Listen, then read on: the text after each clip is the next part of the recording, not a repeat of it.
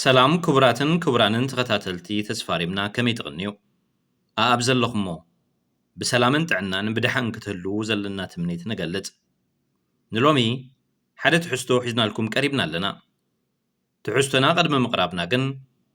ሳብስክራይብ ክትገብሩ ንዕድመኩም ክንኡ እውን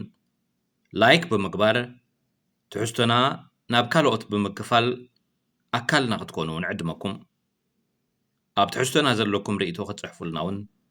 ተጽቢትና እዩ ናይ ሎሚ ትሕዝቶና ኤርትራዊ ትግራዋይ የለን ዝብል ኣርእስቲ ዘለዎ ጽሑፍ እዩ ስለዚ ከም ዝበልናኩም ሳብስክራይብ ብምግባር ነዚ ቻነል እዚ ክትዕብዩን ዝስዕብ መደባትና ክትከታተሉን እናዓደምና ናብ ናይ ሎሚ ትሕዝቶና ከነስክረኩም ኤርትራዊ ትግራዋይ የለን ብዙሕ መንነታዊ ጾታን ኣሽከዕላልን ካብ ንዕዘብ ነዊሕ ኮይኑ እዩ መን ምዃኑ ምፍላጥ ዝጠፍኦ ብዙሕ ውልቂ ኣካል ኮነ ትካል ላዕልን ታሕትን ኢሉ ክሽገርን ከሸግረናን ተዓዚብና ሰብ ጥራይ ብምዃን ሰብኣዊ መንገዲ ክኽተል እንምዕዶ ኣባል ቤትን ምድሪ ቤትን ከምኡውን ኣባል ስጉር ጎደቦ ዝኾነ ብዙሕ ኣካል ፈለጥኩን ከኣልኩን ዝብል ኣሎ ዕለት መፀ ካርታ መንነትን ስልታዊ ዝምድናን ዝስእል መን ቁፀሮ ቦታ ዝተኸልአት ክልሉ ንምዕባይ ብመስዋእታ ግቡእ ዓለማዊ ክብራን ዝሓዘት ሃገር ካልኦት ምንኣስን ምንእኣስን ከም ገዚፍ ወፍሪ ተወሲዱ ካብ ዝውፈረሉ ዓሰርተታት ዓመታት ኮይኑ እዩ ዛንታ ራእስን ሃፀይን ኣምሪሑ ስልጣነን ብሉፅ ታሪኽን ክዝምር ዝውዕል ውሑድ ኣይኮነን ቀዳሞቲና እናበለ ድሕሪ ዳሕረወት ዝርከብ ብርኩት እዩ መሓሪ ዮሃንስ ኪዳነ ኣመነ ተኽለ ብርሃን ወልደ ኣረጋይ ተስፋጽዮን በርሀ ዘርአይ ደረስ መምህር ሙሉ ወርቂ ኪዳነ ማርያም መምህር ገብረ ኪዳን ደስታ ልፍዓተይ ተስፋ ከምኡውን ነተመስገን ተወልደ ዝበሃል ሰብ ዝኣመሰሉ ኣብ ዘይከውንነታውያን ዛዕባታት ዝውዕሉ ተደናጊሮም ሰብ ዘደናግሩ ዕንክሊል ክብሉ ንዕዘብ ኣለና ዝተደናገሩ ሰዓብቶምን ዋጭዋጮምን ኣውሪድዎ ዘሎ ዕንወት መስፈሪ ዝሰኣነዩ በብዙሕ መሪር መከራ ዝተመኽረ ገዳያም ዝኾነ ኣካል ህዝብና ነትምህርታዊ ደረጃ ናይዞም መንነታውያን ተቓለስቲ ኢና ባህልቲ ክርድኦ ዝጀመረ ይመስል መኒኻ ንዝብል ሕቶ ንምምላስ ዝጠቅም መንነት ናይ ዝኾነ ይኹን ወዲ ሰብ ሰብኣዊ መግለፂ እዩ ካብኡ ሓሊፉ ድማ ሓደ ውልቀ ሰብ ኮነ ብዙሓት ኣብ ብንጹራት ዶባት ዝተኸለለ ሃገሮም ዞብኦም ኮሞምን ቤቶምን ዝሃነጽዎ መንነት ይህልዎም ኣድማስያውያን ኢና ዝብሉ ዝጭብጥዎ ዝሰኣኑን መጨበጢ ዝተሳእኖምን ብዙሓት ዕንኪላሎታት ብሓደ ወገን ካብ ቋንቋና ወፃኢ መንነት የብልናን ብዝብል ሕማም ዝተለኽፉ ጸረ ሓቅን ሕግን ዝኾኑ ሰባት ድማ ብኻልእ ወገን ነዚ ሽግር ዘይበለየሉ ቀርኒ ኣፍሪቃ ኣዛይዶም ንምቕራኑ ይስሓጉ ኣለዉ በሊሕ ፈላጥ ምሁር ዝበሃሉ ብዙሓት ንጹር መንነቶም ዘይተፈልጡ ተጋሩ ኣብ ማሕበራዊ መራኸቢታት ቀሪቦም መንነታዊ ስብከት ካብ ዘርእዩ ውሑድ ኣይገበረን ብሄራዊ መንነትና ንኽብር ሃገረ ብሄር ንመስረት ኣብ ካልእ ሃገር ዘለዉ ንዓና ዝመስሉ ናባና ከም ዝመፁ ንግበር ዝብል ብዙሕ ሓተታ ድማ የቕርቡ ናባና ይምፁ እምበር ናብኦም ንኺድ ስለምንታይ ዘይበሃል ንምፍላጥ ብዙሕ ምርምር ዘየድልዮ ንዓይነን ጭዋስ ኣብ ልቆታ ዝመልሱ ዓሻጉርሕ እዩ ንዑቕ ኣይን ዓቕካ ደኣ እዩ እምበር ትዕቢትን ንዕቐትን ዝመበገስ እዩ ሓሳብ ድማ እዩ እንተኾነ ግን ኣብ ትግራይ ሓንቲ ብሄር ጥራይ ድያ ዘላ ኣብ ትግራይ 3 ወይ 4 ብሄራት የለዋን ድየን ትግራይ ብትግራያ ድማ ምስ ብዙሕ ኢትዮጵያዊ ዝተዋሰበ ህዝቢ ዘለዋ ምስ ብዙሓት እትዳወብ ኢትዮጵያዊት ክልል እንድያ ንኻልእ ወዲ ሃገራ ፀይና ናብ ኤርትራውያን እተቋምተሉ ብልሒ ካበይ ዝመንጨወን ብመን ዝመንጨወን ኮን እዩ ብዛዕባ ቋንቋን መንነትን እንተተላዒሉ ኩናማ ኤሮብ ወልቃይት ራያ ዝበሃሉ ኣብ ትግራይ ዘለውን ካልኦት ብዙሕ ናይ መሰል ሕቶታት ዘለዎም ቋንቋታትን መንነታትን ምልዓሎም ኣይተርፍን እዩ እዞም ዝጠቐስናዮም ህዝብታት ብዛዕባ ትግራይ ሕሉፍ ኣረኣእያ የብሎምን ብዛዕባ ትግራይ ዓዊሉ ዝዛረብ ዘሎ ጉጅለ ግን እቲ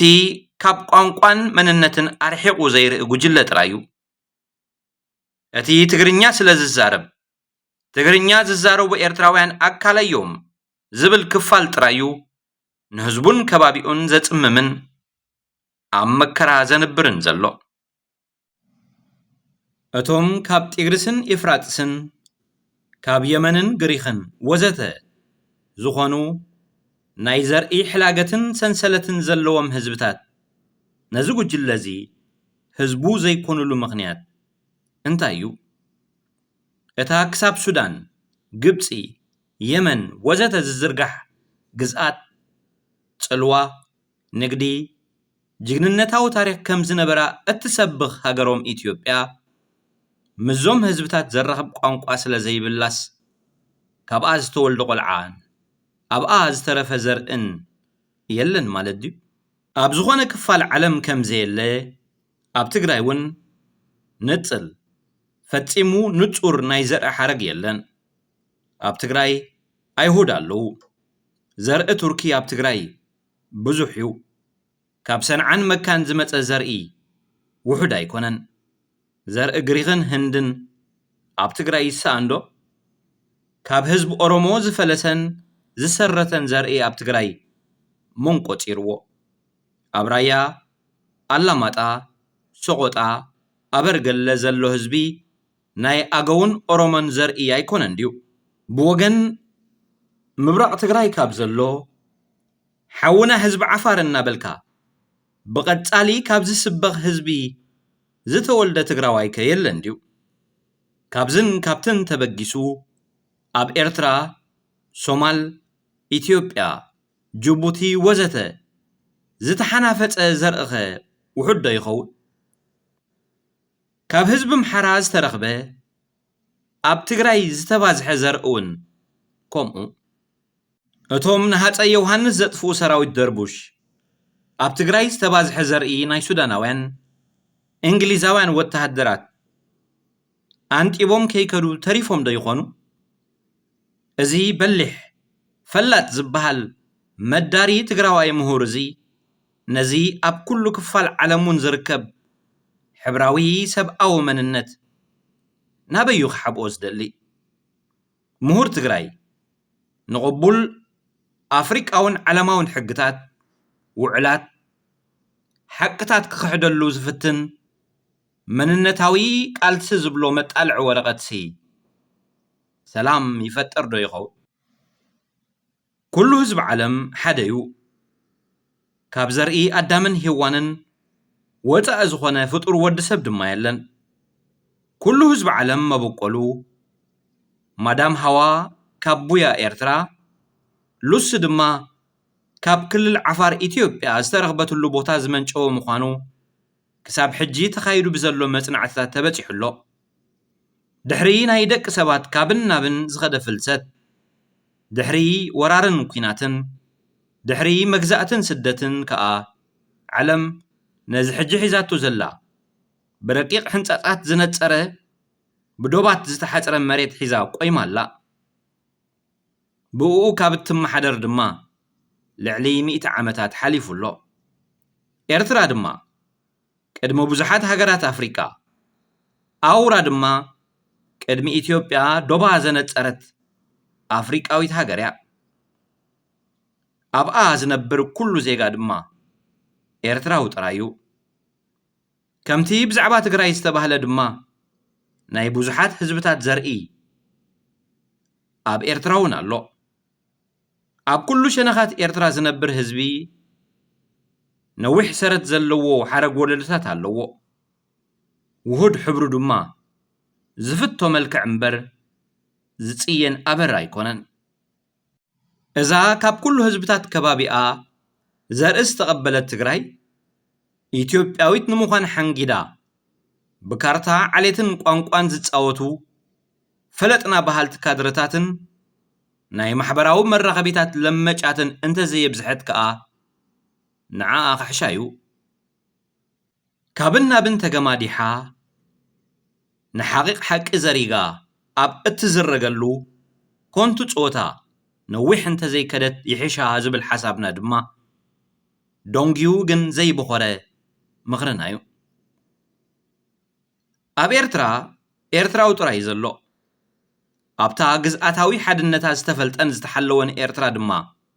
ይነብር ኣብ ኤርትራ ትግራዋይ የለን ስደተኛ እንተዘይኮይኑ ኣብ ትግራይ እውን ከምኡ ኤርትራዊ ትግራዋይ ዝበሃል ክልላዊ መንነት ክትዕድሉ እንተደሊኹም ንዓኹም ነቶም ሰብ ፍቓድ ንገድፈሎምን ንገድፈልኩምን ትግራዋይ ኤርትራዊ ዝበሃል መንነት ክንዕድል ዲና ኣይኮንናን እውን ንዓና ገደፉልና ኣብ ቋንቋ ትግርኛ ተሓቢእኹም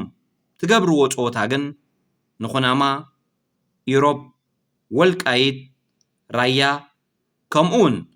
ካልኦት መንነታዊ ጠለባት ዘለዎም ነበርቲ ክልል ትግራይ ትብድልዎም ከይትህልው ምጥንቃቕ ዘድልየኩም ግን ይመስለና ትግርኛ ናይ ትግራይ ጥራይ ኣይኮነን መን ገይርዎ ትግርኛ ናይ ህዝቢ ኤርትራ እውን እዩ ብመንገዲ ቋንቋታት ግእዝን ትግረን ኣቢሉ ድማ ብዝያዳ ዝቐርበና ንዓና ንኤርትራውያን እኳ ደኣ ምናልባት እውን ሃገራት የመን ሶርያን ግሪኽን እውን ትግርኛ ይብፅሐና እዩ ዘይብላሉ ምኽንያት ዘሎ ይመስልን ምናልባት እውን